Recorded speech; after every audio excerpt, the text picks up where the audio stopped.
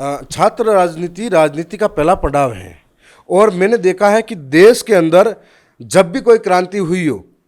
चाहे देश की आज़ादी के अंदर भगत सिंह, राजगुरु, सुखदेव जैसे क्रांतिकारी निकले हो, वो भी कहीं न कहीं एक यूनिवर्सिटी कॉलेजों से निकलकर इस देश के परिवर्तन को लेके आए थे। राजस्थान की राजनीति के अंदर भी कई कद्दावर नेता हुए जो कॉलेजों से निकलकर आज विधानसभा के पटल पर शान बढ़ाते हुए नजर आए हैं। तो राजनीति के अंदर जरूरी है कि लोकतंत्र के अंदर एक नौजवान आगे आएगा, नौजवान राजनीति में आएगा तो ही देश के भविष्य में कई अहम बदलाव भी लाएगा। और मैं मानता हूं